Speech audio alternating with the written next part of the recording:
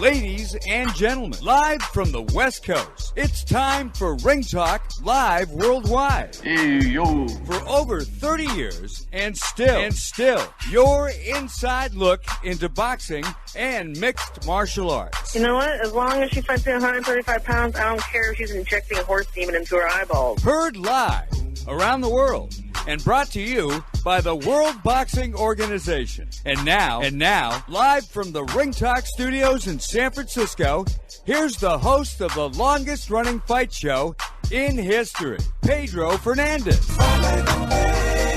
Damas y caballeros, bienvenidos, ladies and gentlemen. Welcome to the multi-million-dollar Sports Byline Studios in San Francisco, California. Check it, sports fans. This is Ring Talk Live Worldwide. 35-plus years. Now, get this, 36 years, the second week of September of radio presence. Ring Talk Live Worldwide Network since 1989, of course, started in 84. Bottom line is, we've been here 36 years. 36 years, we're rocking and rolling. Of course, this is your show as well, so you can join me on the tour if you'd like, because I've got some great guests today. Who am I? My name is Pedro Fernandez, reigning the undisputed heavyweight champion of the radio airwaves, folks. Often imitated, but never duplicated. My guest today will include the retired HBO Godfather. That's right, Larry Merchant will be announced. But wait, we're not done with Larry's. Larry Holmes will be here, the former undisputed world heavyweight champion, the Easton Assassin, the mayor of Easton, Pennsylvania. When I need something done in Easton, a pothole, I just call Larry. Bottom line is, Larry will be here in hour number 2 of Ring Talk Live Worldwide. That's right, 2 hours of Ring Talk Live Worldwide today on Sports Byline, iHeartRadio, Sirius XM Satellite Radio, Channel 211, iTunes, Stitcher.com, TuneIn.com. Bottom line is, you can always catch us live at SportsByline.com. So I've got a slew of guests. My man, the undefeated lad from Las Vegas, Johnny Signorello, will be here. We'll hear from some other boxers as well. And in hour number 2, I'll delve into the Gracie conspiracy. That's right. Did the Gracies conspire to win the UFC, the first one with Royce Gracie? We'll hear about that in depth with an interview with Bill Superfoot Wallace. That and more today on Ring Talk Live Worldwide, August 11, 2019, 2-hour edition, live from the Sports Byline Studios in San Francisco, California. You want me to be your lady. Now I know how it feels to live a fantasy. I used to dream about love. Let's take it to Las Vegas, Sin City, Las Vegas, baby, and bring in the undefeated lad. I'm talking about Mr. John Signorello. Johnny, talk to me last night. Virgil Ortiz, the real deal? Oh, Virgil looking good last night with a 6-round knockout over Antonio Orozco at 147 pounds. Virgil Ortiz improves to 14-0 with 14 KOs on DAZN. Didn't answer the question. Is he the real deal?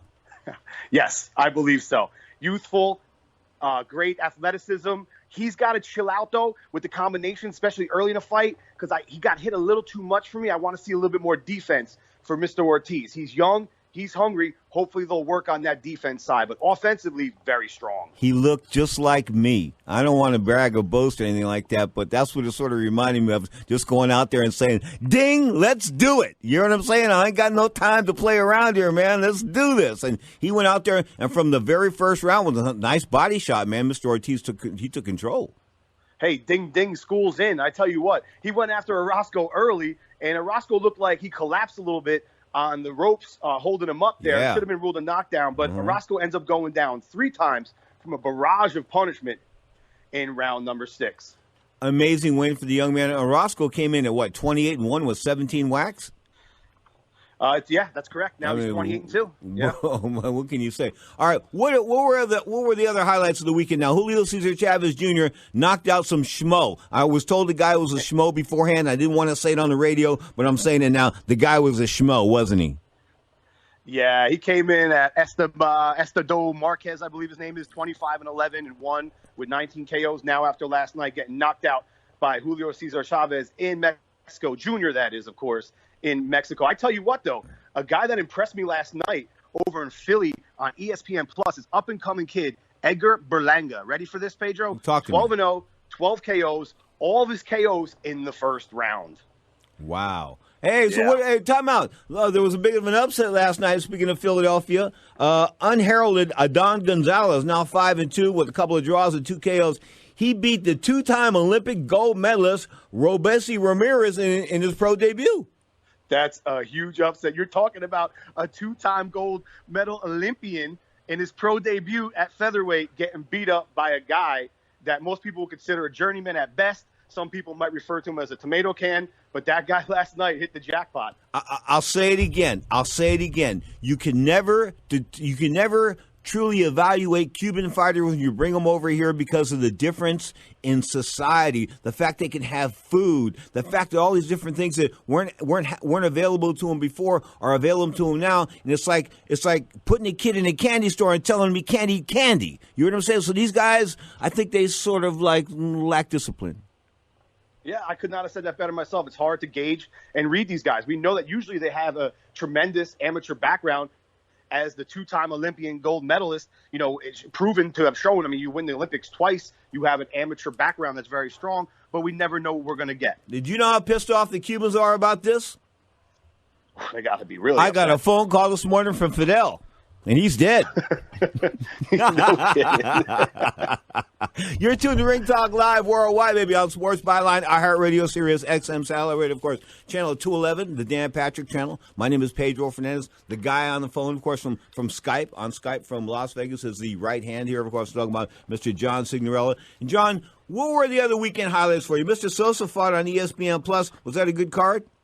Yeah, the ESPN Plus card I enjoyed a lot from Philly last night. And Jason Sosa won last night with a TKO over Haskell Rhodes at 130. Knocked down Rhodes 3 times. Looked pretty strong. They're talking about possibly Miguel Burchett next.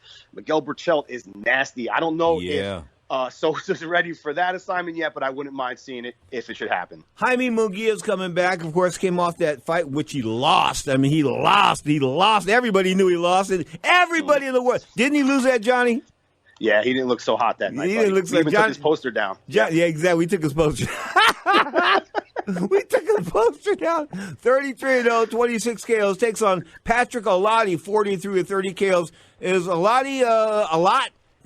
No, a whole lot of nothing there. The zone needed September 14th because of the vacated Canelo, usual over Mexican Independence Day. He would fight. They couldn't get Triple G to lace him up. They needed someone. They put this together totally last minute on the fly on a month's notice. So this is what you get. But I do hear that Ryan Garcia is returning, so that should get some attention on that card. Tyson Fury is coming back against a guy named Otto Wallen. Who the hell is Otto Wallen? I have no clue. And if I don't know who you are in the world of boxing, that's not a good look. He doesn't. I don't think he has a record with BoxRec. No, he doesn't. You know what? I had to dig deep. You're absolutely correct. Am I right? Am I it. right on that one? Yeah. I had to find. I dug deep. I got him. Ready? 20-0, 13 KOs. I got it. Because I was looking around for the dude. I can't find. Where's Otto? Like, where's Waldo? I couldn't find Otto. Of course, Tyson Fury coming off that spectacular win over the over his head, Tom Schwartz, and of course that took place June 15th, and that was on ESPN Plus. This is an ESPN Plus fight too. Yes, it is. Okay. Are the apps, will you explain to our older listeners, why they've got to get hip to the apps, and if they don't, they're just going to be left out in the cold?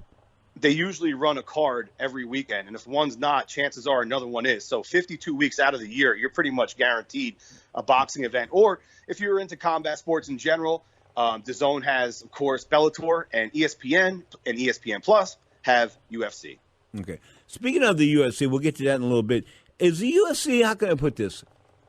Is the UFC starting to fade? Is there? Do you think it's starting to go? I mean, the WWE ratings are way down. Are the UFC ratings starting to slide? Because I just don't see the entertainment factor. I just see a whole lot of brutality. You know, that and they're just oversaturating the market right now. I was watching this card last night. There was 14 scheduled bouts in which 13 had transpired yesterday. And we're seeing it every week. And for me, the UFC doesn't hold my attention like boxing does. I could watch boxing week in and week out.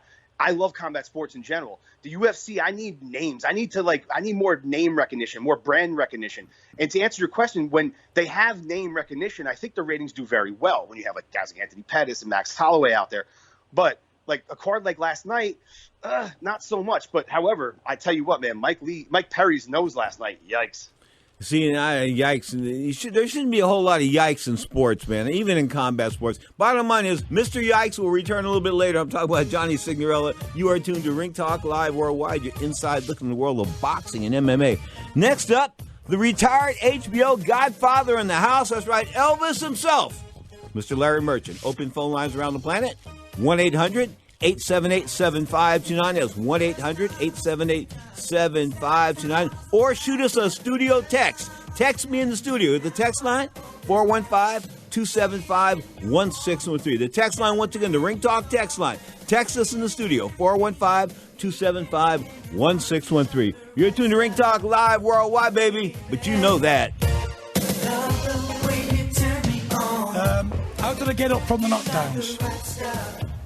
I don't know.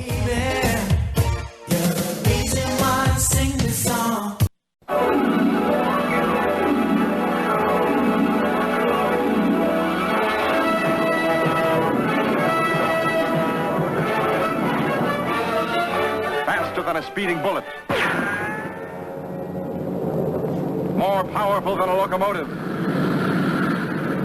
Able to leap tall buildings at a single bound. Look, up in the sky. It's a bird. It's a plane! It's our own Godfather, Larry Merchant. Larry, a very good Sunday morning to you, sir. Back at you, Pedro. Life is good. And listen, you and I have been in this game a little while, and we've always been hearing for decades how there was going to be fights in Brunei and Saudi Arabia and big fights and this and that. So finally, Saudi Arabia lands a big fight, the Joshua-Andy Ruiz rematch. Isn't it in Dubai? I was told it was going to be in Saudi Arabia. It's going to be in Dubai. Saudi Arabia, Dubai, doesn't matter. It's still over there. Yes, but I love the name Dubai. They're asking you to come over there and buy a lot of stuff. It's a hub of visitors and water sports and malls and such. And Godfather, so I'm not surprised that ultimately a big fight would get there. It's been talked about for years, as you reminded us. Having spent 2 weeks in Dubai, I was sick for a week, spent like a week on IV fluids and all that kind of good stuff, so it wasn't a good trip. And I discovered there were only two types of women in Dubai. Hookers and women that wore the burqas. The women without the burqas were hookers. It was really strange. It was a strange environment. Of course, that was about 8 or 10 years ago. But Dubai didn't treat me good. The food was bad. Godfather, you know how it is. Travel around the world. You risk your own peril when you eat their food. True that, but they seem to have survived very well. Over 3 million people live in Dubai. Yeah. And millions of tourists come there annually. Which is it's considered an attraction for the millionaires and multimillionaires and billionaires of Europe, and to see how the smaller half, but the bigger spenders do their stuff, and a big heavyweight championship fight will undoubtedly attract a lot of them. Godfather, do you remember Harold Smith in the Muhammad Ali Sports? Remember the hustle? Yes, I do. He conned banks out of a lot of money, projecting the idea that he would take over boxing, and soon went broke. Exactly, but what he was doing is he was embezzling money, but he never walked into an actual bank. He spent a couple years in prison. Anyway, he was over in Dubai about 5-6 years ago, trying to put together a card. And I looked on Fight News or one of those websites, and he had to put together a card, but it was a subpar, not like guys who were 13 and 19 taking off the guys who were 13 and 19 and stuff like that. So it wasn't really a professional card. But now Dubai, they're willing to spend money. Saudi Arabia is willing to spend money. Of course, Mr. Amir Khan went over there and fought a featherweight. He made a bunch of money. He's happy. He wants to go back. Is this a signal of the money gates of Saudi of the Middle East opening up for boxing? Because when Prince Hassim Ahmed fought, he made more money selling TV rights over there than he did from HBO. Well, we'll see about that. You know, when I left HBO, I did some international fights for Bob Arum, where we went to Hong Kong and China, and did a half a dozen fights, as I say. And he thought that this would be a big breakout, but it's broken back in. But there are people who will try. There are places all over the planet that would love to put on a heavyweight championship fight. Jack Dempsey fought in Montana once, and that seems right now farther away from the center of boxing in America than Dubai does. Is Andy Ruiz in your mind, when you look at this fight on paper, the rematch, would you pick Andy Ruiz to win the rematch, Godfather? I would seriously consider it. Somebody would have to talk me out of it because I'm not sure that the British fighter has ever seen anybody quite like him. I don't know if any of us have seen someone quite like him recently. A guy who's got paunch and punch. But he, what I noticed most about the Joshua fight was that he broke Joshua's spirit. He took it. It seemed like he extracted his heart from him and broke his spirit, because he was a reluctant warrior there at the end. He wasn't telling the referee, "Okay, baby, let's go." Well, I think he was probably in shock by how a late substitute was kicking his showing ass. him a part of boxing he hadn't seen before, a pressure fighter who could take a punch, and he just wasn't prepared. And whether he had put in enough miles and enough rounds in preparation, I don't know. But you can put in all the miles and have all the rounds in the world, and you walk into the ring and suddenly there's somebody there you've never imagined before, and anyone or competed against anyone like him before, and you have no answers. Shock ought to be the proper response when something like that happens. August 31st, maybe the pound-for-pound best fighter in boxing right now, Vasyl Lomachenko, coming back against 5'11" Luke Campbell in like three of the lightweight belts. Teofimo Lopez, another undefeated lightweight, didn't look that good against that 6-foot Japanese guy, Nakatani, a few weeks ago. Is Lomachenko going to be able to, how can I put this, neutralize anything Luke Campbell brings to the dance? Well, he's done pretty well so far since his first professional fight, and he is a phenomenal young athlete. So until otherwise proven, or proven otherwise, I don't see anybody that can seriously compete with him, with the possible exception of Mikey Garcia. I went to a retired boxers meeting here in Northern California in San Francisco a couple weeks ago and got into an argument with some old guy over Mikey Garcia, and he's screaming at me. He goes, "The guy's 39-1. What the hell did you ever do?" And all I said was, he didn't throw a meaningful punch in 12 rounds of boxing that I saw. That's all I said. And the guy went like berserk on me. But anyway, bottom line is, Mikey Garcia looking for the paydays and not the big fights. Do you know what I mean by that, Godfather? In other words, he's looking for money in the big paydays. Maybe Where can he make more money than for fighting Lomachenko? Spence. I think he thinks he can make more money fighting Spence. Again? Well, who was the other welterweight he was talking about a couple weeks ago? He was talking about fighting another welterweight. I mean, he isn't talking about coming back down to 135. He's talking about fighting at 147. Well, I don't know about that, and it's conceivably true.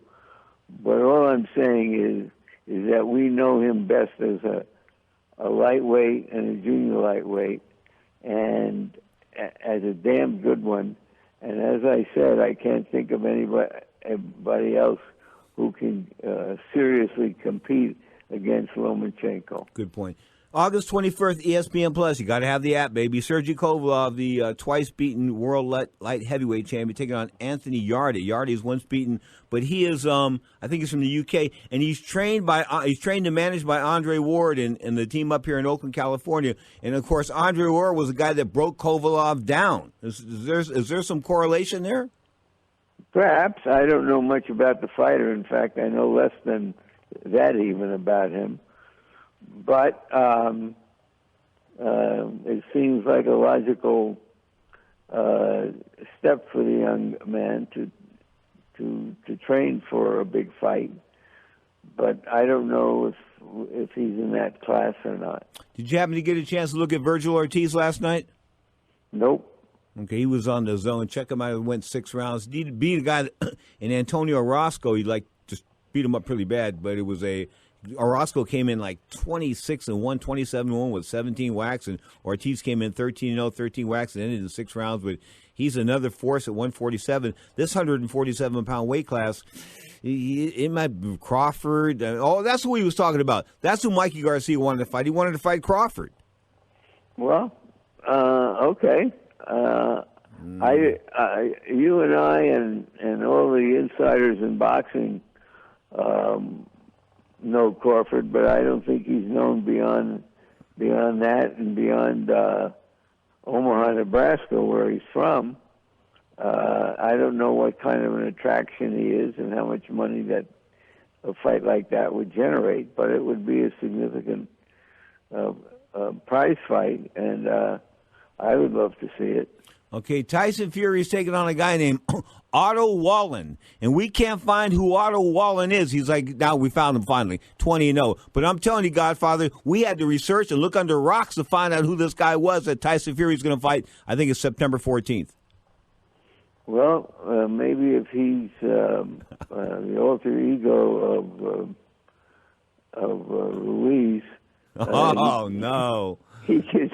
He could give Tyson Fury all he can handle. Deontay Wilder faced much of a test in a 40-year-old Cuban in Luis Ortiz. I'm sorry I missed that question. Does Deontay Wilder face much of a test with the 40-year-old Luis Ortiz in a rematch? Well, at the same time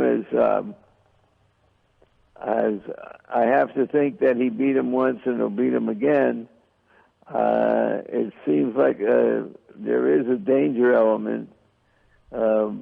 If you recall, in their original fight, Wilder was really hurt and proved his mettle when he came back from being almost out on his feet. So they must have a lot of confidence that he can do it again, but it would seem something of a risk. I got one question. I hope you can answer it like in 35 seconds or less. Why was Jerry Cooney introduced second after Larry Holmes when they fought in 1982? Wasn't Larry Holmes the champion? Exactly.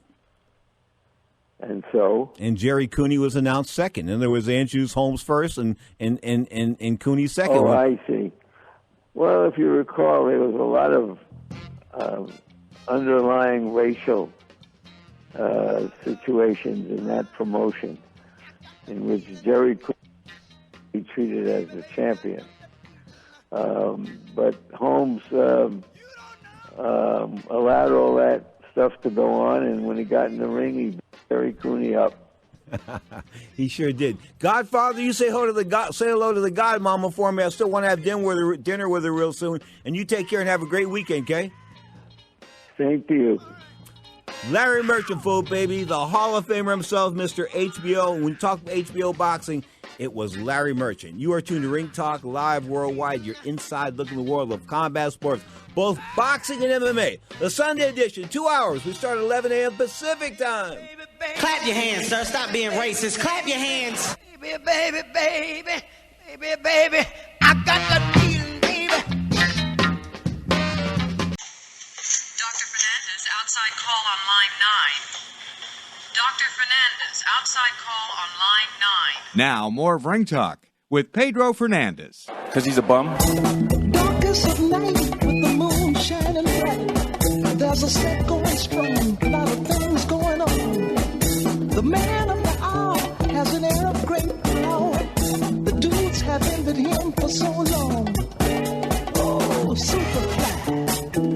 just said it's not bragging when you're telling the truth. Only, son, don't be too honest, Luce. People resent honesty. Straight up, you are tuned to Ring Talk Live Worldwide, your inside-looking world of boxing and MMA. Last night, Valentina Shevchenko, well, she beat Liz Carmouche. She licked her like a stamp, and Liz Carmouche is a lesbian, so I didn't mean that in a sexual manner, but the bottom line was she was licked like a stamp. The scorecards were 50-45 across the board. That means 5 rounds of zip. Not a round went to Liz Carmouche. Carmouche, of course, lasted about 15 seconds with Ronda Rousey. Remember, she was talking all that smack about Ronda and this and that. She was going to do this to Ronda, do that to Ronda. She got done in by Ronda like in the blink of an eye. Anyway, Valentina Shevchenko, these girls fighting at 125 pounds, won a title fight last night in a 5-round decision. Some other people on the card, who knows? Mike Perry, his nose was looking pretty bad. We heard about that earlier, a split decision loss to Vicente Luque. What I'm trying to tell you is, you know, when you see these guys with their noses hanging out and that kind of good stuff, the fight, I banged on the table. The fight should be stopped.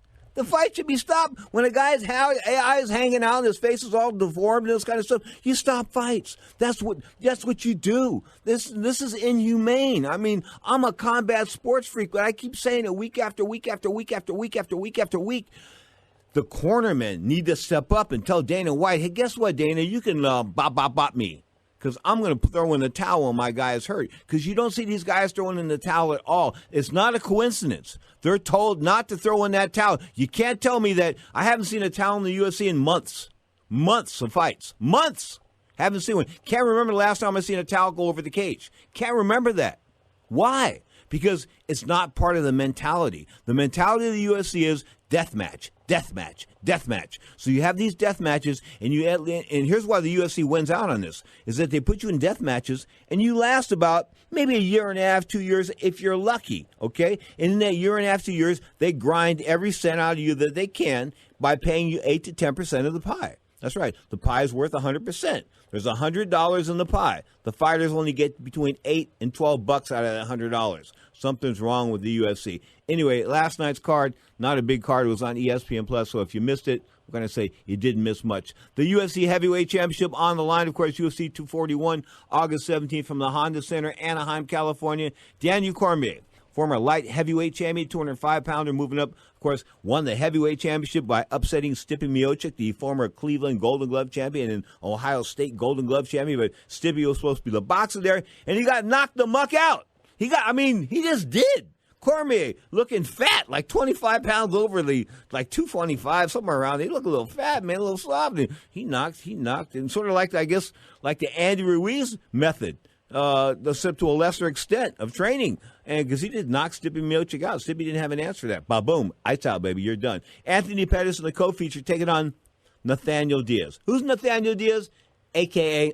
Nate Diaz. Stockton, California, baby. The 209 area code. What can I say about Nate and Nick Diaz is, how come they don't have their own marijuana brands yet? Because they've got a CBD rule as far as the UFC is concerned now, and Nate Diaz is concerned. I think Nate showed up with a CBD pen and was hitting the CBD pen and said it was nothing but CBDs. But you and I all know that CBDs only work with THC for the most part. You've got to have some THC to really get that, to get the CBDs to rock a little bit. So I think he had a blend going on there. More power to him. Anyway, the bottom line is they do have the CBD rule. They call it the Nate Diaz rule, where guys can do CBDs before, during, and after a fight. Bottom line is Anthony Pettis, former lightweight champion, taking on Nate Diaz at welterweight. Interesting fight. Anthony, not much of a welterweight. Not much of a lightweight either, because, you know, when you go back to 155, he starves himself to 155, and he's got no fight in the tank. So it's sort of like he's in a bad spot, Pettis. Really can't fight at 155, and he's sort of small for 170. So he gets in a big money fight with Nate Diaz. So it's going to be a big money fight, because anytime Nate fights, of course, the pay-per-view numbers do well when the Diaz brothers fight, Nate or Nick. And remember I used to say, when I used to work in Tijuana, I worked for 2 years straight, once a month in Tijuana, like every Saturday, once a month. It was cool. Did some TV down there. Had a great time. But I used to walk through the streets of Tijuana late at night, 3, 4 in the morning, sometimes going on back to the hotel. The Best Western. Anyway, it was funny is that I didn't feel scared. I just didn't feel scared. There were some mean, bad dudes out there, but I just didn't feel scared walking through the streets of Tijuana. Always, because I never wore slippery leather shoes, and I always knew I could outrun these guys if I had to. Remember that. Never wear slippery shoes.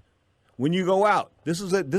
I'm trying to tell you guys this, because if something happens, you can slip and fall and this and that. But if something happens and some guy like checks your old lady or puts you in check or something like that, you can't do nothing because you're like on ice skates. Believe me, I've been to a lot of bar fights as a policeman and saw a lot of guys beat up because they were wearing crummy shoes. Anyway, back to Nate Diaz and Anthony Pettis. Nate Diaz is probably going to win that fight with Pettis. Pettis is a good fighter, former lightweight champion, but not a good ground guy. And I think Nate Diaz will take that his BJJ, Brazilian Jiu-Jitsu, to the ground and take care of him. A middleweight contest is also on this bill. Pablo Costa taking on Yoel Romero. Romero's like a 40-year-old former Olympic gold medalist from Cuba. Good fighter, but, man, long in the tooth. Gabriel Benitez and Sagda Youssef. Do you know these guys? No, neither do I. Rest of the card, I really don't know.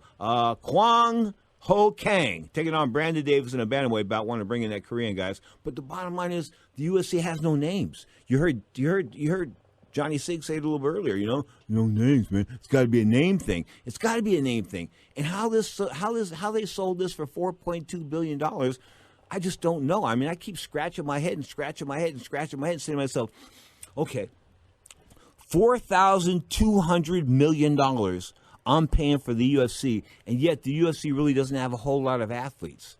Star athletes. And in order for this business to succeed, I'm going to need star athletes, right?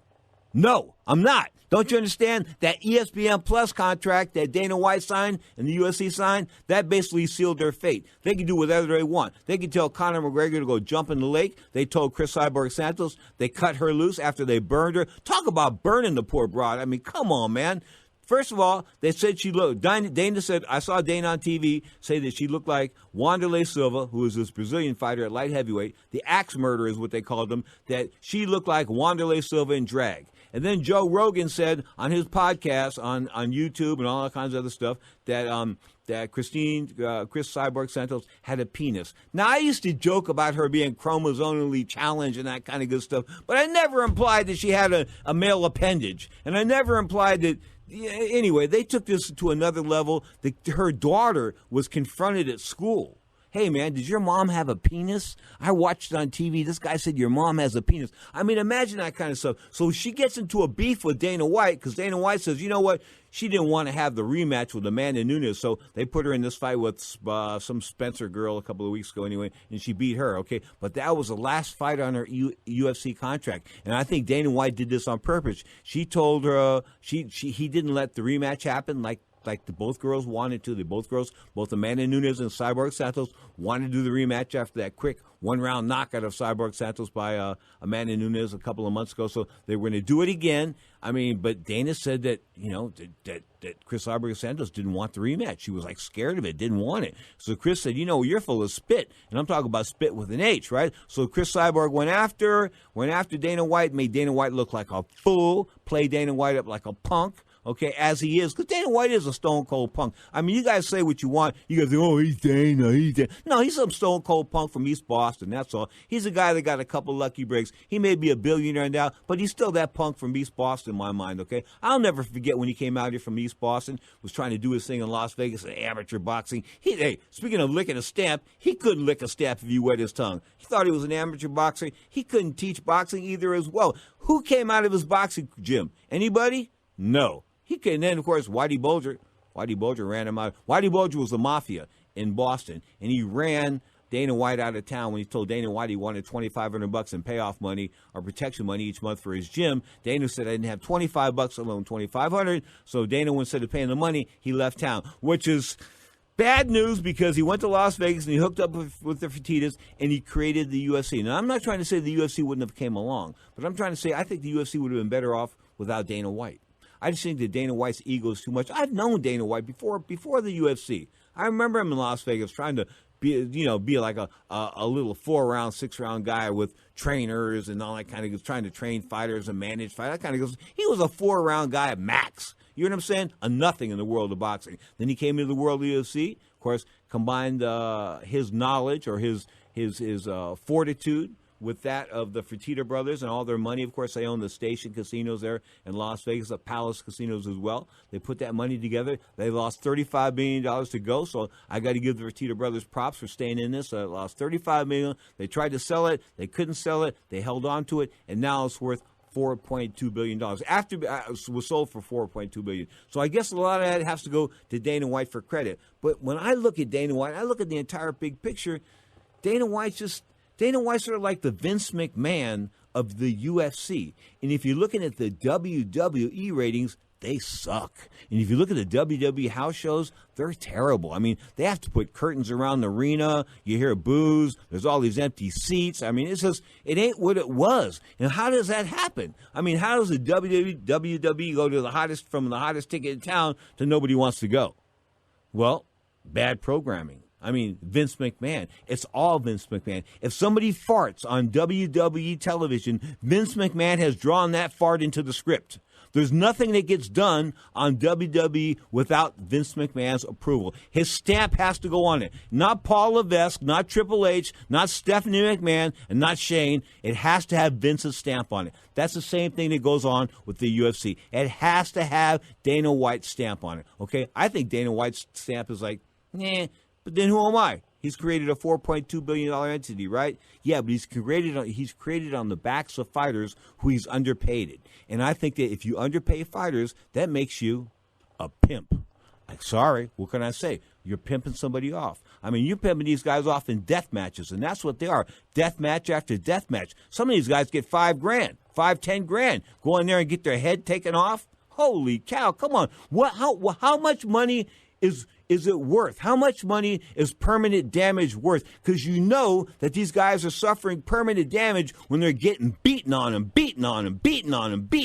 Like Brian Ortega in that fight with Max Holloway a few months ago, December, I think, 2018. I mean, that was the most brutal fight I've ever seen. And I think there was a couple of other more brutal fights, but a brutal fight that wasn't stopped. Other brutal fights are going back. This fight wasn't stopped. The corner didn't stop the fight. Not until the fourth round. I think the doctor stopped the fight. But the doctor didn't step in. The referee didn't step in. The corner didn't step in. All three of these people that were supposed to protect Brian Ortega failed to protect him.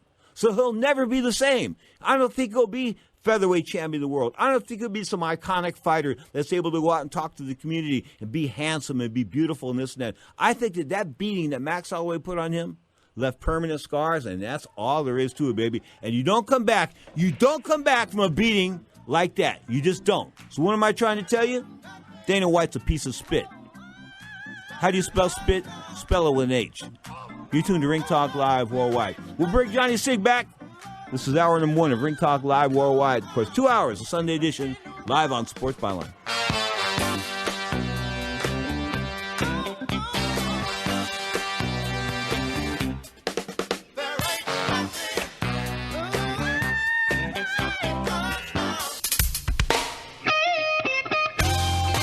The guitar, the great Jeff Tamalier. Man, Jeff's hung out with all kinds of bands. Starship, Tower of Power, Average White Band. Jeff gets around. I call him the Hendrix of funk. You are tuned to Ring Talk Live Worldwide. Your inside look at the world of boxing, MMA. Of course, we bring back that undefeated lad from Las Vegas, Nevada. Rageous Progress. What's happening with this World Boxing Series? What's going on? Oh, man, it's shady over there. What's going on is the WBBS, the World Boxing Super Series. What happened was they promised funds to a lot of their fighters, and unfortunately those funds were not being secured. The money wasn't there. Prograis threatened to pull out if he wasn't paid.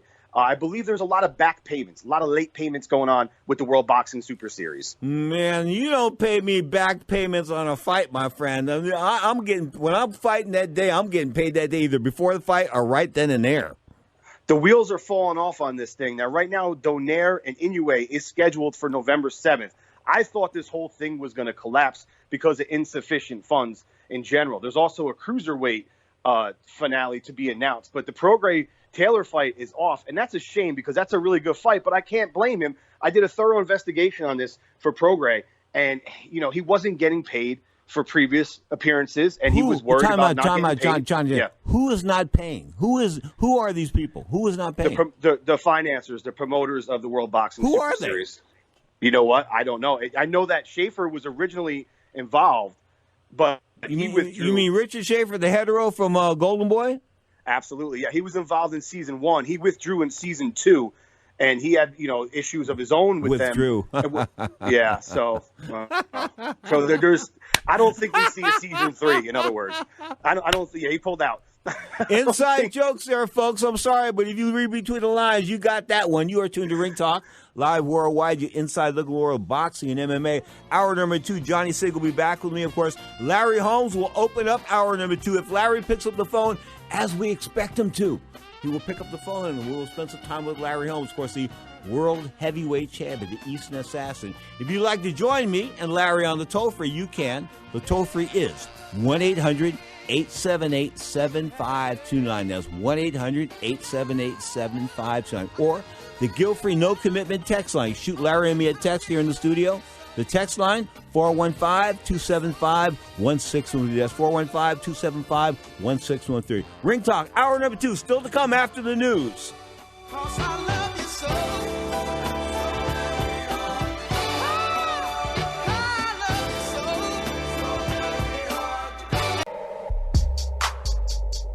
Ladies and gentlemen, live from the West Coast, it's time for Ring Talk Live Worldwide. Fascinating. For over 30 years, and still your inside look into boxing and mixed martial arts. What the hell's going on out here? Heard live around the world and brought to you by the World Boxing Organization.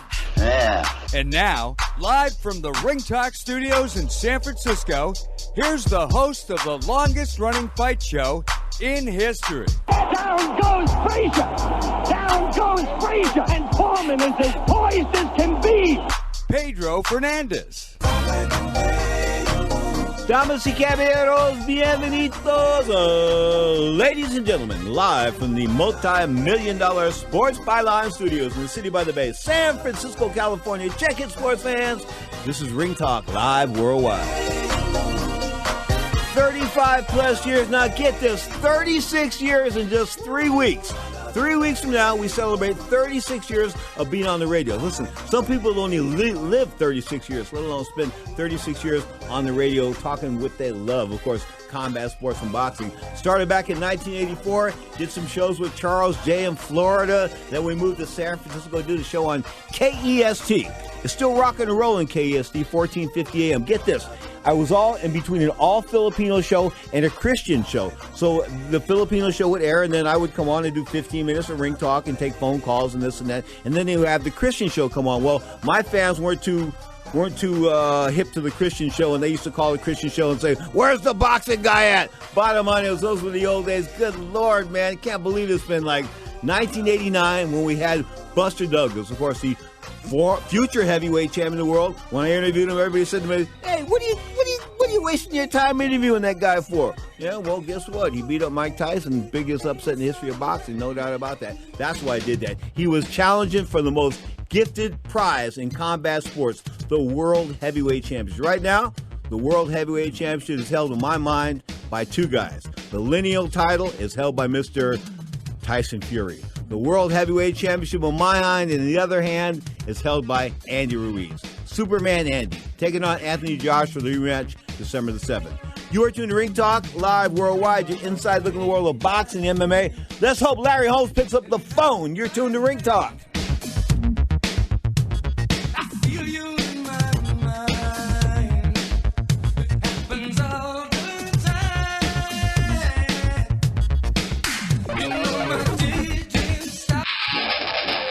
Now, back to Pedro Fernandez with the MMA Hour. Looking back at Larry Holmes, get this, dropped out of school to feed his family, worked in a car wash for $1 an hour, drove a dump truck, worked in a quarry, of course, turned amateur, went 19-3 as an amateur, ended up being a sparring partner for guys like Muhammad Ali and Ernie Shavers and Joe Frazier and Jimmy Young, and he was holding his own. In fact, the first time I ever saw any film of Larry Holmes in my life was when he was beating up on Muhammad Ali in the Deer Lake training facility up there in Deer Lake, Pennsylvania. I mean, he was whooping up on Ali. I said, who is this guy throwing all these flashy combinations, lighting up Muhammad Ali like this? What's going on here? Ali was laying against the ropes, and Holmes was just lighting him up. I said, who is this guy? Well, it turned out to be Larry Holmes, the Eastern Assassin, of course. 75 professional fights, 69-6, 44 KOs. What were his biggest wins? I think some of his biggest wins were, I think his biggest one, without a doubt, was the Jerry Cooney win because of the money, the fact that racial animosity was so crazy at that point in time. Anyway, we now take it to Easton, Pennsylvania, and bring in the mayor of Easton, Pennsylvania, Larry Holmes. Mayor, how are you this morning, sir? I'm afraid you got the wrong guy. You were looking for the real mayor. My name is Larry Holmes. But if I want something done in Easton, Larry, I call you. I can do a lot of things, but I am definitely not the mayor. How's life treating you, champ? It's nothing that I've been doing good. How you been? I haven't talked to you in a while. Well, it's been about 3 or 4 months. I'm okay. You know, I mean, I'm still living. Y'all turn 62 in November. You'll turn 60. You'll turn 70 in November. We're getting up there. But guess what? We got a lot of time left on the clock. We're not playing with a short stick. Yeah, we got time. So how's the wife and family? They're fine. That's good. Tell me, what did you think of Anthony Joshua getting broken down by Andy Ruiz like he did? Talk to me about that. What was Larry Holmes thinking? Well, I wasn't thinking nothing, because they were making a lot of money, and I wasn't making nothing, so I can't think. Larry, take the money aspect out of it for me. Joshua and Ruiz, did he break Anthony Joshua as a fighter? Can he ever be whole again? One of the things you can tell that he'll be he's getting knocked out again. He'll have that because he just got knocked out. Okay. It all depends how you hit him. If you hit him that way, then make him take another look at himself, he might not fight again. Okay. He needs to fight again. So what do you do? What's a day like for Larry Holmes? What are you doing? What do you do during the day? What's a day like? Well, my day is hang out and play with the kids. Yeah. Go down to the office while I work a little bit. Cut some appearances, see if I can make some appearances. You still got that young kid that he was a young kid 25 years ago. You still got that guy that was working in the office like 20 years ago. I can't think of his name right now, but he used to answer the phone all the time. No, they're gone. Okay. Wow, the phone's with a horrible connection here. Larry, I got to ask you this. So, who is the heavyweight champion right now? Is it Andy Ruiz or is it Tyson Fury? Close your eyes and take a pick. Okay, good point. Anyway, Godfather, you take care of Eastern Pennsylvania. Say hello to the wife, and we'll talk real soon, okay? Right, buddy. Okay. All the best to you, Larry. Larry Holmes, of course, the Eastern Assassin. Was I really pleased with that phone line? No, I wasn't. That's why I cut the interview loose. We were supposed to go another 10 minutes. You are tuned to the Mighty Sports Byline Broadcast Network, live worldwide, open phone lines around the planet, 1-800-878-7529. That's 1-800-878-7529. I get more out of Larry when we talk on the phone, just me and him. So maybe I got to start taping. Maybe I got to start taping our phone calls together because we have some great conversations, talking smack about this person, talk back and forth. Who's doing this, who's doing that, where this person is now, where that person was then, all that kind of. We gossip. Larry and I gossip. We're both sort of gossip whores in the world of boxing. Sorry, but that's just the way it is. But the Eastern Assassin, Larry Holmes, spending some time with us on a non-so-good phone line. I've told him time and time again, Larry, man, those phone lines got to be right. Oh, I'm calling you on my phone, my iPhone. Anyway, bottom line is it doesn't work. We'll now go to Las Vegas and bring in the undefeated lad, John Signorella. Now, outside of that, how's the broadcast? How's your voice quality? Let's check it out. Testing 1, 2. How are we? I kept hearing these drums in the background. Like when Larry was talking, I kept hearing like the phone was dropping. It was like he was holding it next to his ear and it kept dropping. Anyway, bottom line is, I get impatient real quick and I just let that go. I feel you, buddy. Okay, no doubt about that. Now, we've got big fights coming up with Lomachenko on the 31st. Is Mr. Campbell going to present much of a challenge?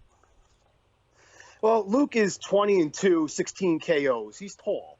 And that's what everyone's talking about for Luke coming into this fight against Lomachenko. Now, Lomachenko is very good at angles and range and going in and out of distance and really just leading the tempo of a fight. And I think it totally negates Campbell's best advantage, which is his height. Lomachenko is very, very difficult to face. So I think he gets past Luke Campbell in his next assignment fairly easily. I'm going to take you back to your the East Coast. This kid's a bit of a weird guy. I'm talking about Peter Quillen. They called him Kid Chocolate. I'm looking at his boxing career here, and I know Al Heyman gave him some money not to fight, but he was pretty consistent there in 2012, 2012. He had a couple fights. 2013, 2 fights. 2014, 1 fight. 2015, 2 fights. 2015, 3 fights, and then he didn't fight in 2016. Came back in 2018. And then 1 fight, has 2 fights since then. What I'm trying to get to here is, how can I put this? I want to put this nicely. Was he ever the real deal, or was he just a fraud? I hate to call him a fraud, and I met him a few times. Nice guy. I like the gimmick afterwards when he was throwing the chocolate to the audience after he won.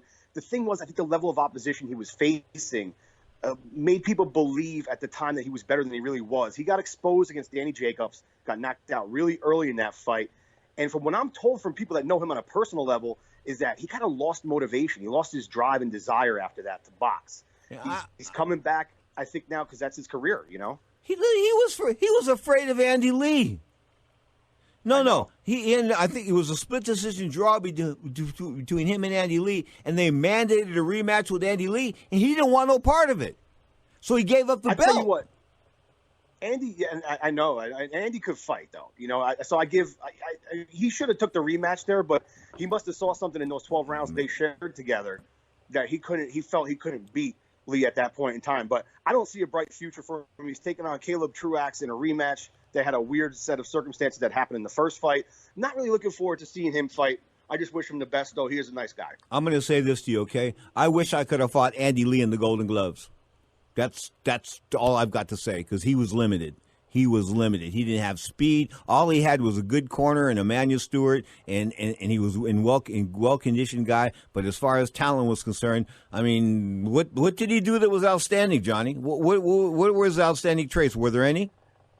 It was Emmanuel Stewart. His choice in having Emmanuel Stewart or Emmanuel Stewart embracing him, Andy was very lucky that Emmanuel took him on like a son. Emmanuel cared for that kid a whole bunch. And if it wasn't for Manny, whatever talents that Andy Lee had wouldn't be enough to be, considered world-class. He cared for me, too. I stayed in his house when I went to Detroit. We used to pocket the hotel money. I used to say to him, I got like $600 in hotel money. So what? Keep it. I mean, so he was sort of... I just miss the Goldfather so much. Gone, I think, since 2012, of course, dying of cancer. Just a bad way to go. And I'll never forget his last text a week before he died. This is a tough fight, kid. And that was it. No more Emmanuel Stewart. You are tuned to the mighty Sports Byline Broadcast Network.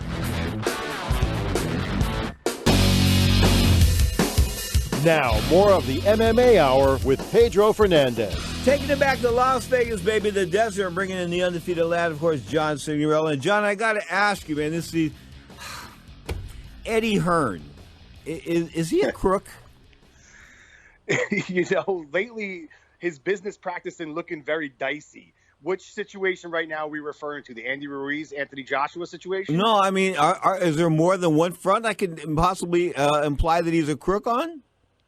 There's a lot going on, even more in detail with this Andy Ruiz situation. It's not really a done deal from what I understand. That Andy Ruiz is having a hard time signing off right now to face Joshua in Saudi Arabia because they apparently, meaning Eddie Hearn and Joshua, took in a massive amount of site fee money, upwards of over $40 million, and Ruiz wants a piece of that pie. And Eddie Hearn saying, buddy, your contract, your original contract for your rematch clause states $9 million flat rate fee. So they don't want to give him any taste of that Saudi Arabian money that's floating around, which we know is going to be beyond $40 million because you're going to deal with pay-per-views, merchandise, and live gate. Andy Ruiz, from my understanding, has not signed the contract just yet. Man, if I was Andy, I would tell him to go get ducked. I just saw it. I would, man. I mean, I hate to say it, put it like that, man. But listen, he should be in more of a driver's seat than he is. And the reason why I'm saying that, I realize he's still considered the B side of the record. But you know what? The B side beat the snot out of the A side of the record already once. So he either deserves parity or a bigger cut of the pie this time. And I think that's what Andy's trying to say. Hey, listen, I'll go to Saudi Arabia. I'll go to a site where Joshua is more than welcome because apparently he hangs out with government officials there regularly. So Eddie's trying to say it's a neutral site is what I'm getting at. I don't really think it's a neutral site for both guys if Joshua is, known to be hanging out there regularly, especially with like people in power over in Saudi Arabia. A neutral site to me would be like, I don't know, someplace in mid-America, But I thought the fight was going to go to Los Angeles. Andy Ruiz wanted it in Mexico. I thought that would have been really cool. I knew he wasn't going to get that. They weren't going to give that to him. So are you trying to tell me that Anthony Joshua spending time in Saudi Arabia banging Amir Khan's wife? I think that's exactly what I'm saying here, yeah. That's what you were alluding to. I wanted to get it out there, man. That's basically it. I mean, I just could imagine, like, Anthony Joshua, some brother saying, you know what? Of all the places I want to hang out in the world, let me go hang out in Saudi Arabia. It's a hellhole. It's hot. I've been there, man. All you do is sweat, and the chicks sweat. In other words, if you're not in air-conditioned stuff all the time, you're a sweat hog. And it's just the way, I mean, it's terrible, man. It's like 100, listen, I was over there and they tell me this was a cold time during Dubai. It was 117 degrees during the daytime. And I said, what do you mean this is a cold, this is sort of like our winter, Pedro. I went, oh God. Of course, living in 120 degrees. Bottom line is, though, they are putting forth the big money, so I guess they do to get across some of the shots. But I think that Mr. Ruiz, he is the current world heavyweight title holder, and he destroyed. It wasn't like Oscar De La Hoya and Shane Mosley back in 2000 when the A side of the record lost to the B side record on a close decision. This was an outright annihilation. Great display of hand speed, combination punching, will, skill, and just determination. I mean, Ruiz suffered a knockdown himself in that fight, which even super motivated him. And it was the exact opposite of what happened to Joshua when Joshua got hurt. Joshua got hurt, and then all of a sudden you saw the dog come out and like a puppy dog, not like a dog. All of a sudden he started to just kind of cower and whimper around a little bit and just look very lost, like he didn't know how to deal with someone beating on him, And Andy Ruiz showed a lot of grit in that fight, and I think Joshua showed his true colors as for him, when the going gets tough, he doesn't get going. He gets out. How come nobody's willing to join me in my gangster slapping Mikey Garcia? I mean, for the most part, Larry Merchant won't get involved. And like I told you, got into a big argument at the Retired Boxers Association meeting a couple of weeks ago where some guy says to me, oh, he put up a good fight. I said, how many punches did he land? And the guy, Mikey Garcia. I said, how many hard punches did he land? Tell me, what round did he win? Wait, take that back. Give me one round in which he won a minute, and what minute was that? The guy couldn't defend anything of what I said, and he said to me, oh, you just don't know boxing. For me, Mikey Garcia claimed he had this big plan going into that fight. He said he saw something that would enable him to win. He didn't see anything. Saw the check. Right? And for me, yeah, he saw the check, exactly. But the checks are there. There's other fighters around the realm of his weight class in which he could face, and I think it's the most mismanaged career of a good talent. And maybe he wanted to go up and face these other guys for big paychecks and have excuses if he was to lose. Well, they're bigger than me, whatever. Because maybe he felt at his weight class he couldn't really fight those guys and would have been exposed by, like, say, Lomachenko. Okay. August 17th, the once-beaten WBO 122-pound guy, one of my favorites, Emmanuel Navarrete, is coming back against Francisco de Vaca. That's on ESPN. Is that on ESPN or ESPN Plus? This one's on ESPN regular. Okay, ESPN. So if you have ESPN Plus, can you still watch it? Yes, you can. It's a little tricky to figure out. Yeah, I know. You told me about that. Yeah. Johnny's like got jumper cables over there or something like that, folks. That's the best way to describe it. He's like jumping one feed to another one with these cables. Oh, man. Anyway, Facebook, August 22nd, Luis Feliciano and Gennaro Gamaz. Who's doing Facebook? Who's a promoter? Bunch of different guys? It's a golden. Usually, yeah, it's a Golden Boy thing. Ring TV is usually affiliated, which we know that Oscar owns the Ring Magazine, and Ring TV is the television network for Ring Magazine. So I believe it's a Golden Boy show. August 23rd, Showtime's coming back. You kept telling me that Showtime's dead. Vladimir Shishkin, Shishkin. I did not say the T word. I said Shishkin. Anyway, taking on DeAndre Ware in a super middleweight bout. Showtime. Showtime back in boxing, yeah or nay? Nah, this card could be that word you said you didn't say right there. And for this one, it's another Showbox card, and they're just lacking championship boxing. And a lot of people are asking me, how come they did not announce this Deontay Wilder card coming up, right? Everyone's anticipating that would have been Showtime because Showtime bid so heavily into his last fight. But here's what's up. I think that fight's going to Fox pay-per-view, meaning Deontay Wilder and Luis Ortiz. And I think that's the final nail in the coffin for Showtime. If they lose Deontay Wilder in a date for the fall in a major fight in that rematch against Luis Ortiz, what a terrible year for Showtime. What do they have left? Showtime brought this smack on themselves. They saw what was happening in the apps. You know what they should have done? They should have developed a Showtime app for boxing. I mean, they should have done something, man. They just sat back and watched these apps move in and take over. Anyway, moving up to the 24th of the month, ESPN Plus, back on the app. Sergey Kovalev, twice beaten light heavyweight champion, WBO title holder, taking on Anthony Yarde, who's handled by Andre Ward, who broke down and made Sergey Kovalev your uncle. I tell you what, this is a tough fight. Anthony Yarde, 18-0, 17 KOs from the UK. Very good fighter. He's being tested here. Does Sergey still have what he showed in the last fight in the rematch against Alito Alvarez, where he looked very good? But we've also seen, we talked about, Joshua, caving when the going gets tough. We saw that look with Kovalev, the second fight with Andre Ward, the body shots. Yes, some of them were on the testicles, right? But in the first fight, were they that? Oh, come on, were they that low? There's a couple there, man. Were there a couple that were real low? If that cup rides up, Pete, the little boys get squished. You know what? Here's what's up. Let me run something by you, okay?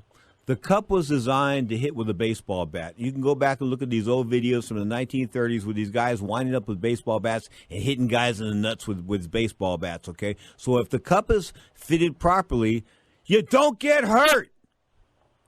I agree. Okay, you don't get hurt. Line, but guess what? Yeah. If you play around and put on a 10-cent cup, you deserve to have your nuts cracked. Can't be rocking that community cup.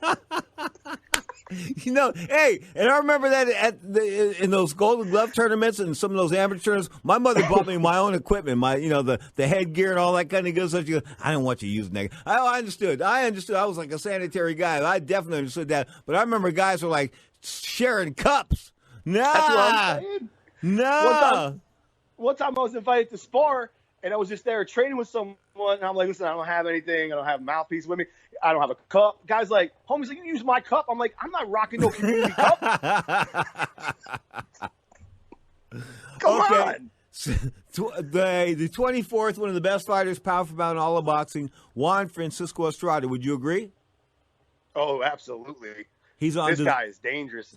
He's on the zone taking on Dewan Beeman. Tell me how many chances does Dewan have? Is it slim and none? And Slim left town, yeah. I tell you why. The guy's got a record at 16-1-1, 11 KOs. But I think Juan Francisco Estrada is top 10 on my pound for pound list, and just different levels and a different league against a guy like this. I think the only people that could actually test him is like Donnie Naete's down there. If him and Inoue could figure out a way. Time out. I'm glad you brought that up. So Inoue and Donaire, with his World Boxing Series going under as far as money is concerned, that might not happen, huh?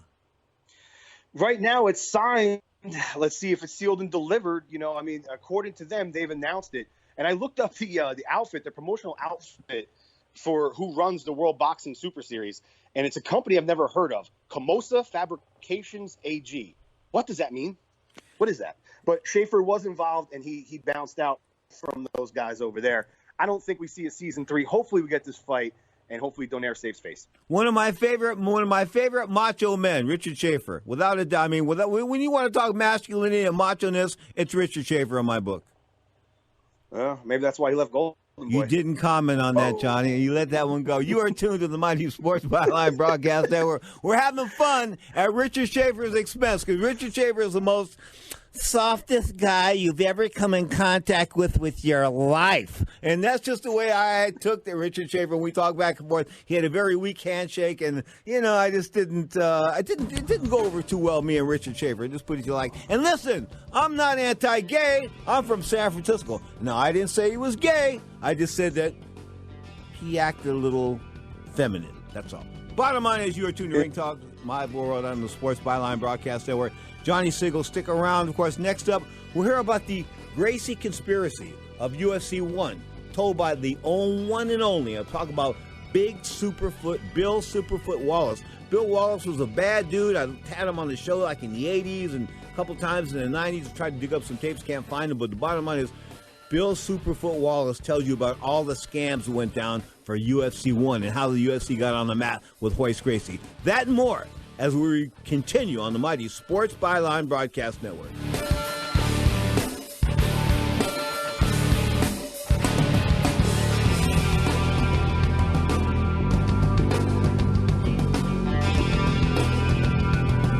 Joshua looks so tired. I think he wants out. He says that's it. Andy Ruiz is the heavyweight champion. You're listening to the MMA Hour. Now, back to Pedro Fernandez with the MMA Hour. In the 1980s, it was sort of cool, man. I got to hang out with a guy named Bill Wallace, who was called Superfoot. He was an undefeated kickboxer. He was 23-0 with 13 knockouts. I kid you not, 23-0. Nobody could touch this guy. He was a middleweight champion, PK middleweight champion. I mean, he was the face of kickboxing. I remember that when the UFC came into play, that he did the first telecast as far as the commentator was concerned. And, you know, right back, there was a lot of shade, right back and then and there in 1993, there was a lot of shadiness involved in the UFC and how Hoist Gracie ended up becoming the first UFC champion. Anyway, here's Bill Superfoot Wallace Unplugged. What's up? I'm Jesse from KarateByJesse.com, aka the Karate Nerd, and today I am joined by the one and only Sensei Bill Superfoot Wallace. Thank you so much, Sensei, for joining us today. So, what many people might not know is that you were actually the commentator of the very first UFC fight. Yes. Could you take us there, bring us behind the scenes, and tell us what actually went on in the early beginnings of the UFC? What happened is, Rorion Gracie, the father, calls me up and he says, Bill, we would like you to commentate at our first, fighting championships. Yeah. And I went, whoa, well, yeah, I could do that, no problem. I don't think it's going to go well because martial artists are not in. They like the kickboxing part of it, but they didn't like the grappling part of it. And so, sure, I'll do that because you're paying me a lot of money. You know? Okay. Yeah. So I go and I show up. I'm with Jim Brown, who was the American football player, and Kathy Long, who was also a lady kickboxer. Yeah. So we're sitting there, we're going over it. Now, there's no pre-runs or anything. We're just that I get there on Friday, the thing happens Saturday. Okay. So they have the meeting and everything. There are no rules. The two rules were you can't stick your fingers in a guy's eye and you can't kick him in the groin. Right. That's the two rules. I went, okay. Interesting. Yep. And the participants could not wear hand wraps. No. Could not wear leg wraps. And just like it was. And they had to wear a mouthpiece because it affects the teeth. Groin cup? Yeah. Okay. And when the fights happened, I have a guy sitting beside me from the Gracie Jiu-Jitsu telling me what to say about the Gracies. All right. So it's to push the Gracie. So basically I'm thinking, no, something doesn't sound right here. Right. It seems to me like it's a 2-hour advertisement for Gracie Jiu-Jitsu, which is what it turned out to be. I mean, Hoist did a fantastic job, don't get me wrong. Yeah. But I mean, he didn't punch anybody. No. He didn't kick anybody. No. He just got him down, took him down with a double leg. Every time was a double leg takedown. Yeah. And he choked him out. Right. No arm bars, choked all of them out. And the first time I said, okay. And I think it was Hoist's second match against Ken Shamrock. Yeah. They're fighting, and Ken Shamrock come in for a double leg takedown. Yeah. And Hoist reaches under his belt and grabs his own belt. Right. And chokes Ken Shamrock out. Okay. Ken Shamrock chokes. Yeah. Taps. Yeah. They get up there, or you get it. And finding out was Ken Shamrock accused him, which is rightfully so, that you can't reach under and grab the belt. Okay. And choke me out with your own belt. Yeah.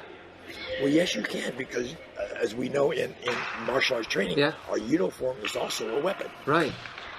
So that was allowed according to the rules. Ken Shamrock was it for. He was upset. Right. But he lost. Right. So, and then Hoist just went through their belts, choking everybody out.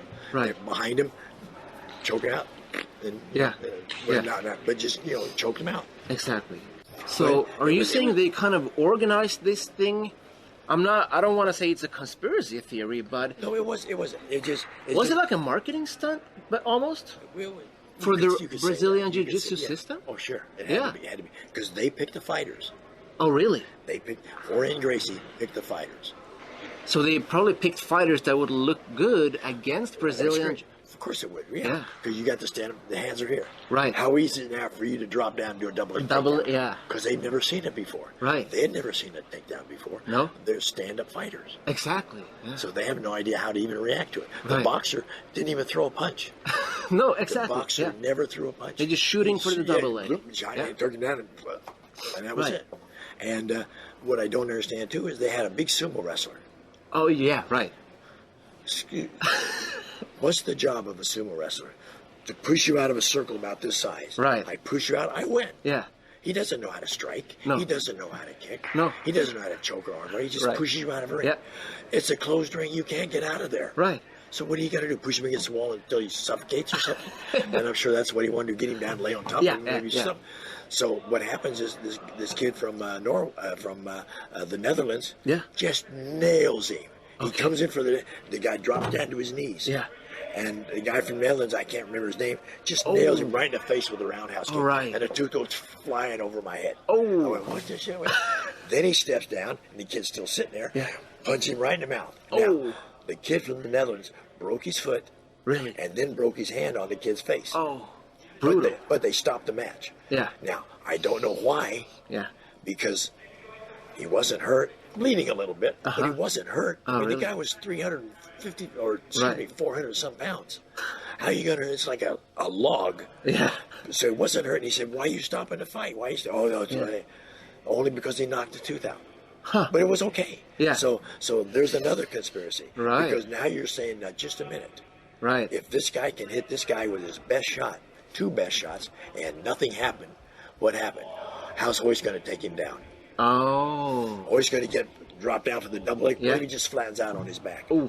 Yeah, yeah. Now Floyd's on his stomach, flatten out. This guy's going, and you're, Yeah. No, yeah. So they wanted him out. Sure. Yeah.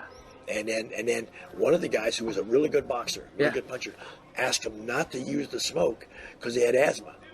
Okay. So they used the smoke anyway. They're coming out there about halfway through the matches. Oh, so like smoke machines. Sure. You go, now hold it just a minute. What the hell's going on here? Yeah. So, and there's 8 guys, Yeah. which means there's 7 fights, Yeah. Yeah. right? 4, Yeah. 2, Yeah. then 1, right? Right. And you go, okay, what the heck's going on here? Right. But I never thought it would be as popular as it was. No? No, I never did. How come? Because the first time I saw it, I didn't like it.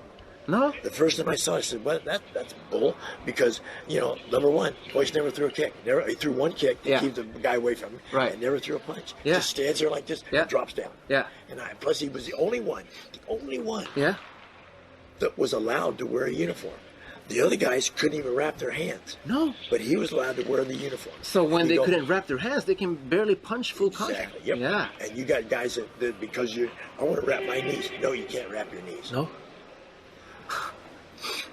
But Hoist is allowed to wear all that stuff. Yeah. Yes. Yeah. So you go, hold it.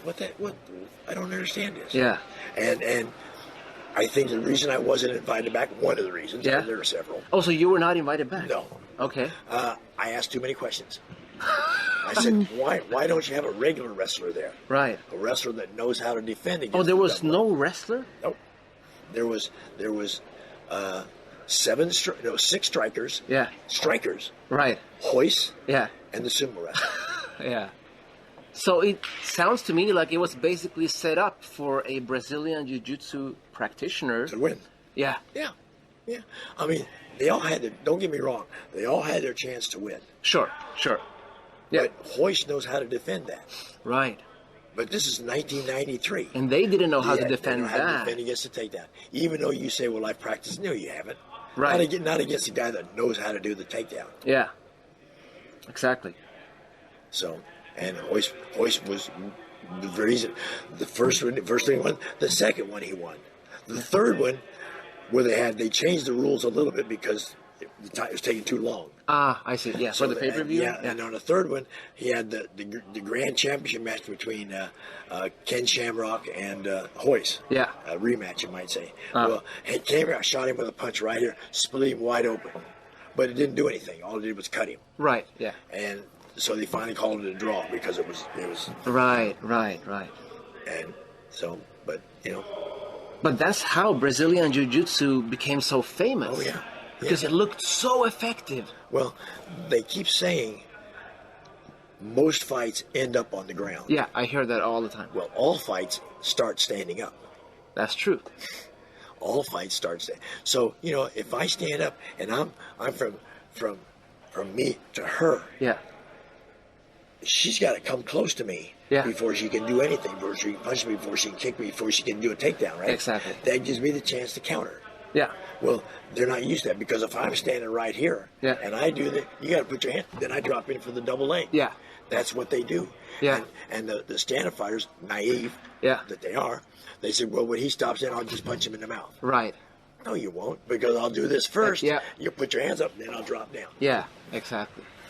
Well, it worked very well because now Brazilian Jiu-Jitsu is one of the world's largest, most popular martial arts.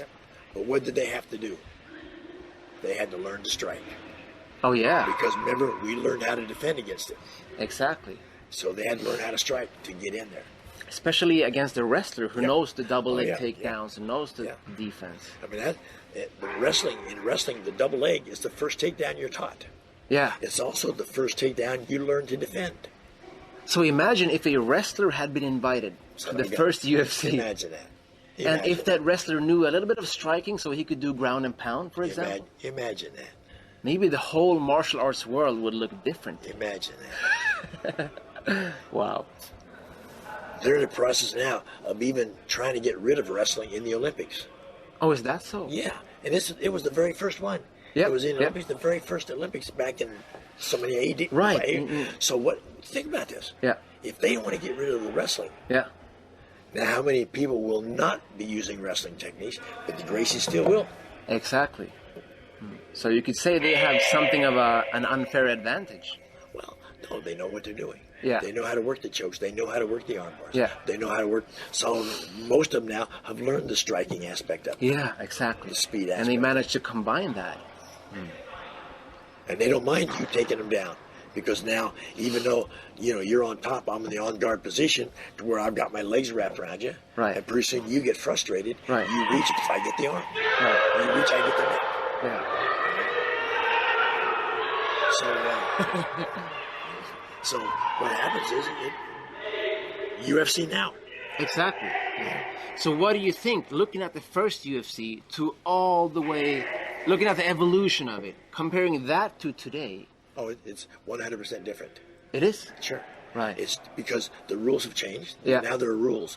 Before there were not, remember? Yeah. Now, it's a funny thing that if I'm on the ground, I can kick you in the face. Yeah. But you can't kick me at all, anywhere. Right. Exactly. Yeah. You can't punch me in the back of the head. Right. Why?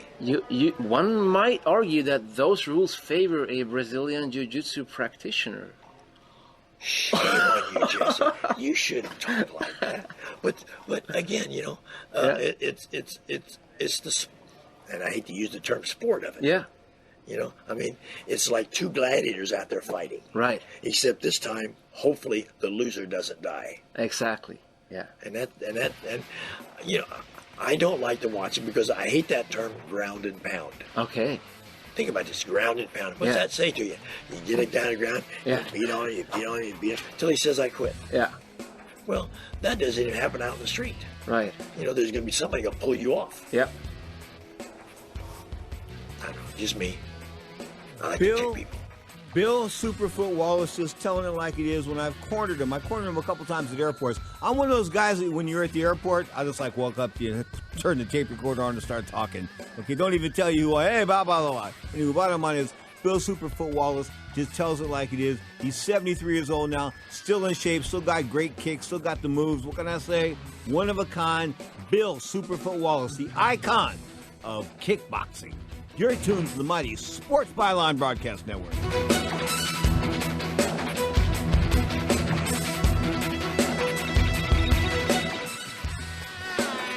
You're listening to the MMA Hour.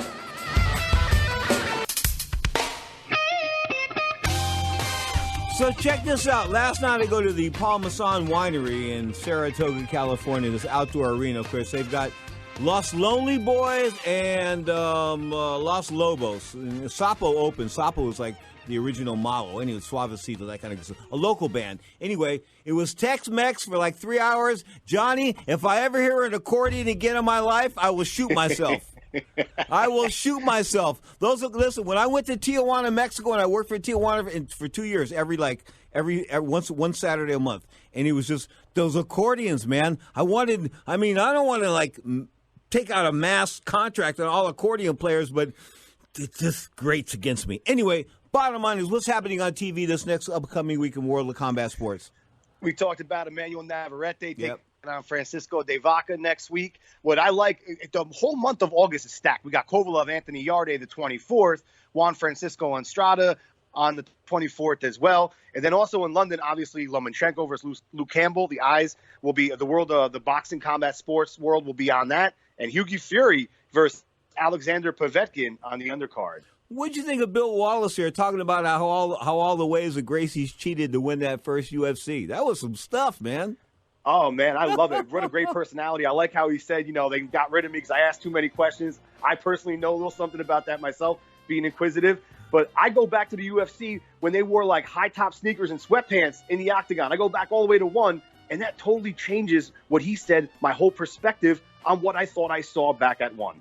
The great Bill Superfoot Wallace and the great John Signorella, of course, of Ring Talk Live Worldwide. Johnny, give him that YouTube stuff. Type in Ring Talk Worldwide. You can hear today's show and previous shows. Everyone, enjoy your Sunday. Thank you for listening. Ladies and gentlemen, he is the incomparable, the undefeated lad from Las Vegas, our very own John Signorella. I want to thank Larry Merchant, and Larry Holmes. Larry Holmes for that horrible phone line, but Larry Merchant for being my godfather. Straight up, I love both Larrys, and of course, I love my producer, the executive one, Scott Cuddy. Until next time, keep your hands up, keep your chin down, but most importantly, don't forget, Pedro Fernandez does not take smack, and we do Ring Talk Saturdays and Sundays, 11 a.m. Pacific time on Sports Byline.